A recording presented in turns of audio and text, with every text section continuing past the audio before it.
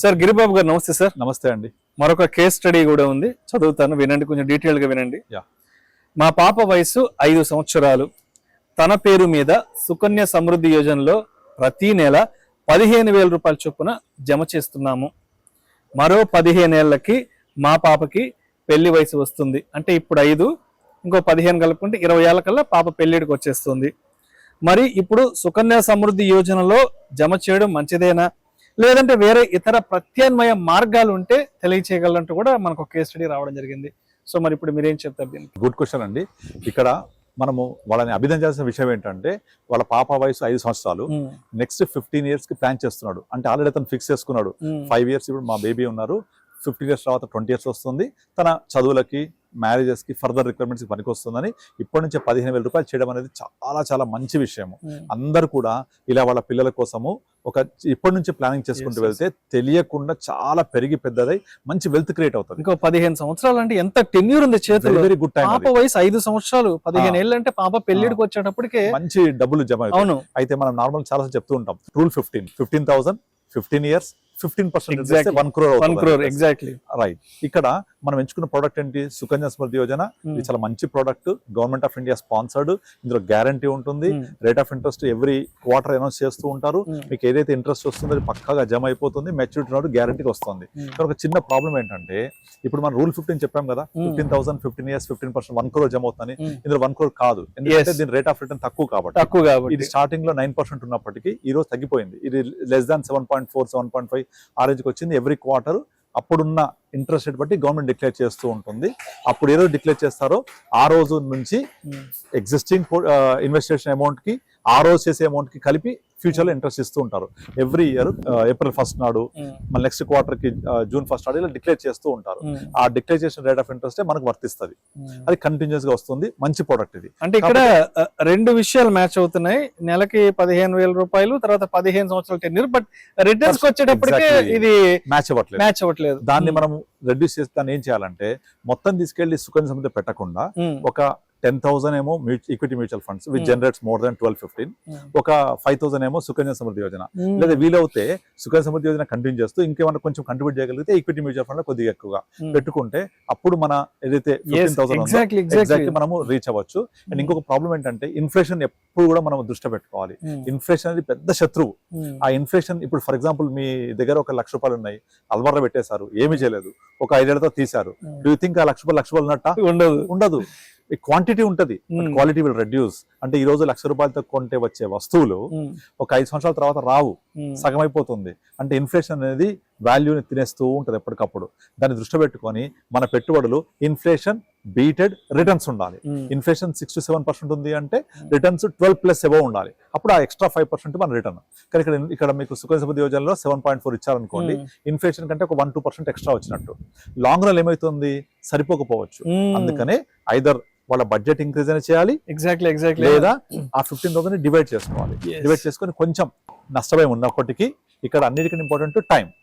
So 15 years is a very good time. ఇప్పటి వరకు history ప్రకారంగా మీరు more than 7 years ఇన్వెస్ట్ చేసిన ఏ మ్యూచువల్ ఫండ్ less than 10% ఇచ్చిన దాఖలా లేవు. That's great. అంటే ఇప్పుడు ఇక్కడ మనకి 2 విషయాలు మ్యాచ్ అయినాయి. 15 లో నుంచి 2 మాత్రం మ్యాచ్ అయినాయి. ఎందుకంటే నెలకు 15,000 రూపాయలు, 15 సంవత్సరాలు టెన్యూర్. బట్ ఇంకొక మిస్ అయిన ఆ 15% రిటర్న్స్ ఏదైతే ఉందో దాన్ని కొంత సుకన్య సమృద్ధి యోజన నుంచి తెచ్చుకోవాలి, మరి కొంత మ్యూచువల్ ఫండ్స్ లో తెచ్చుకుంటే అక్కడ 15 మనం మ్యాచ్ చేసుకోవచ్చు. అట్లీస్ట్ 12+ వెళ్ళొచ్చు. 12+ వెళ్తే కూడా చాలా మంచి రిటర్న్. 1 crore బదులు 80 lakhs ప్లస్ వస్తుంది. Again we're beating the inflation. అట్లా కనుక వాళ్ళు బ్యాలెన్స్ చేసుకుని చేయగలిగితే వాళ్ళ పాప అవసరాల కోసం మళ్ళీ వెనక్కి తిరిగి చూడాల్సిన అవసరం లేదు. పర్ఫెక్ట్ గా ఆఫ్టర్ 20th year వాళ్ళ దగ్గర ఆల్మోస్ట్ ఒక 60-70 lakhs, ఒక ఈక్విటీ మ్యూచువల్ ఫండ్ ఎక్కువ పెట్టగలిగితే 80+ lakhs కూడా వాళ్ళ చేతిలో ఉంటాయి. ఇంకొక ఆప్షన్ చెప్పొచ్చు, స్టెప్ అప్ ఆప్షన్ చేసుకోవచ్చు. ఎగ్జాక్ట్లీ. ఇప్పుడు ఇవాళ 10,000 పే చేయగలుగుతున్నానంటే ఒక 2 ఏళ్ల తర్వాత కొంచెం నా పాకెట్ పొటెన్షియల్ పెరుగుతుంది కదా, అప్పుడు మీరు ఏం చేయండి, ఒక 2,000 యాడ్ చేయండి. అలా మళ్ళీ ఒక 2 years కి మళ్ళీ ఒక 1,000-2,000 యాడ్ చేయండి. ఇదంతా కూడా ఈక్విటీ మ్యూచువల్ ఫండ్ లో చేస్తూ వెళ్ళండి.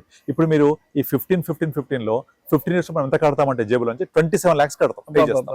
ఈ 27 lakhs ని you ensure that get invested at the earliest. Okay. అంటే మనం స్టెప్ అప్ చేసుకుంటూ ఆ 27 lakhs కంటే కొంచెం ఎక్కువగా జమ అయ్యేలాగా ఈ మ్యూచువల్ ఫండ్స్ లో చేసుకుంటూ సుకన్య సమృద్ధిని నెగ్లెక్ట్ చేయకుండా దాన్ని ఆ పాటి కంటిన్యూ చేస్తూ ఉండాలి.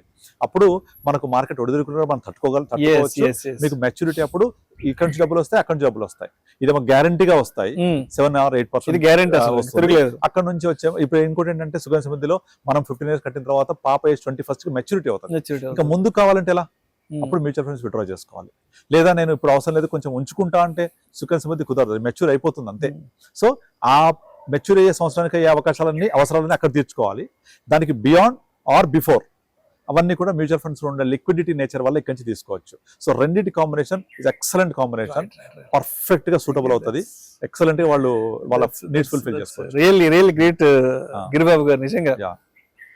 నిజంగా మీ అనుభవ సారాన్ని మొత్తం రంగరించి మొత్తం క్రోడీకరించి ఈ కేస్ స్టడీకి చాలా చక్కగా చెప్పారు. ఎందుకంటే 15 అయితేనే ఈజ్ ఈక్వల్స్ అయితేనే 1 crore అవుతుంది. బట్ ఈ కేస్ స్టడీలో రిటర్న్స్ విషయంలో ఒక 15 మిస్ అవుతుంది.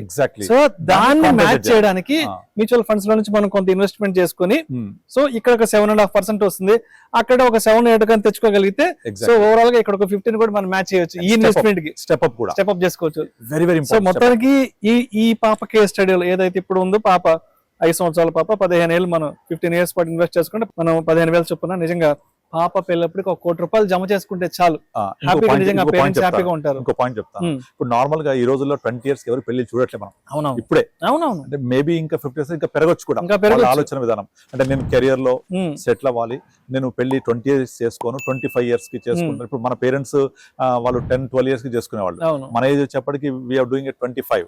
ఇప్పుడు 26, 27 తప్ప ఆలోచించట్లేదు. కనుక 20 years కే వాళ్ళకున్న టైం ఉన్నప్పటికీ ఈ ఇన్వెస్ట్మెంట్స్ ఇంకొక 5 years కంటిన్యూ చేయాలి. Take the Sukanya Samriddhi maturity తీసేసుకోమండి యాజ్ పర్ ద షెడ్యూల్ ప్రకారం. బట్ మ్యూచువల్ ఫండ్స్ ఇంకొక 5 years కంటిన్యూ చేస్తే మీకు రూల్ 15 ఉంది కదా, 15,000 15 years 15% కంటిన్యూ చేస్తే 1 crore కదా 15 years కి. బట్ మరో 5 years ఎంత అవుతుంది తెలుసా? 2.21 crore అవుతుంది ఇంకో 5 years కి. ఇంకొక 5 years కంటిన్యూ చేస్తే 25th year కి ఎగ్జాక్ట్లీ 5 crores అవుతుంది. అది సూపర్. సో మనం ఆ 15 years తర్వాత ఇంకొక 5 2.2 crore, మరో 5 కంటిన్యూ చేస్తే 5 crores near by. 5 crores is very good money. నిజంగా అంటే పేరెంట్స్ అనే వాళ్ళు కూడా పిల్లలు పుట్టిన వెంటనే ఒక 3-4 years 5-6 years వాళ్ళు బాగా కిడ్స్ గా ఉన్నప్పుడు అప్పటి నుంచే కనుక ఇన్వెస్ట్మెంట్స్ ప్లాన్ చేసుకుంటే పిల్లలు బాగా చేతికి వచ్చే వయసుకి ఎగ్జాక్ట్లీ నిజంగా ఒక మంచి వెల్త్ క్రియేషన్, సంపద సృష్టి అనేది చేసుకోవడానికి చాలా మంచి అవకాశం ఉంది. ఈ 15,000 ని ఇలాగే కంటిన్యూ చేస్తూ పోతేనే స్టెప్ అప్ కూడా అక్కర్లేదు. జస్ట్ 15,000 15 years 15% 1 అయితే ఇంకో 5 years కి 2.2 crore, ఇంకో 5 years కి 5 crores, మరో 5 years కంటిన్యూ చేస్తే 30 years లో 10.5 crores అవుతుంది. 10.5 crores. సో ఇదంతా పవర్ ఆఫ్ కాంపౌండింగ్. ఇది అర్థం చేసుకునే వాళ్ళు దీన్ని రిసీవ్ చేసుకోగలుగుతారు. So power of compounding is a miracle. The one who understands will receive, the one doesn't understand will pay. నిజం గిరిబాబు గారు, మీరు ఏదైతే చెప్తున్నారో కాంపౌండింగ్ ఎఫెక్ట్ అనేది, పవర్ ఆఫ్ కాంపౌండింగ్ అనేది లాంగ్ రన్ లో ఎలా ఇంపాక్ట్ చూపిస్తుందో రీసెంట్ గా కూడా మనం చూసాం. JSW స్టీల్స్ కి సంబంధించి 1 లక్ష రూపాయలు అప్పుడెప్పుడో 1990-91 30 years బ్యాక్ పెడితే అది ఇవాళ 80 కోట్ల రూపాయల సంపద సృష్టి చేస్తుందంటే that is the power of compounding. ఒకటే కాదు, ఇన్ఫోసిస్ పబ్లిక్ ఇష్యూలో 10,000 పెట్టి వదిలేస్తే today more than 6 crores, just 10,000. అలాగే Reliance industries every 2,000 rupees today more than 50 lakhs. Hero Honda just 500 rupees today more than 25 lakhs. MRF కూడా ఇలా మీరు ఏది తీసుకున్నా కూడా ఇండియా గ్రోత్ స్టోరీలో పార్టిసిపేట్ చేయాలంటే ఈ అన్ని కంపెనీస్ కలిస్తేనే ఇండియా గ్రోత్ స్టోరీ. ఇది జరుగుతూ ఉందంటే, ఇది పెరుగుతున్నాయంటే, ఎకానమీ గ్రో అవుతుంది అంటే మనం కూడా గ్రో అవ్వాలి. ఇందులో ఇన్వెస్ట్ చేసి దానికి ఏమి చేయక్కర్లే, just invest in mutual funds, you'll be participated in India growth story అంతే. సో మనం ఈ ఫాదర్ కి నిజంగా ధన్యవాదాలు చెప్పొచ్చు. లైక్ తను ఇప్పటి నుంచే 15,000 అని ప్లాన్ చేసింది. కొంచెం మనం చెప్పినట్టుగా వైవిధ్యంగా చేసుకుంటే డెఫినెట్లీ వాళ్ళ పాపకి ద బెస్ట్ గిఫ్ట్ అవుతుంది, ద బెస్ట్ ఫైనాన్షియల్ ప్లానింగ్ అవుతుంది. Right sir. Thank you sir. Thank you so much Giribabu గారు. పవర్ ఆఫ్ కాంపౌండింగ్ గురించి అండ్ లాంగ్ రన్ ఇన్వెస్ట్మెంట్స్ గురించి చాలా మంచి ఎగ్జాంపుల్ కూడా మన ఆడియన్స్ కి. Thank you so much. Thank you అండి.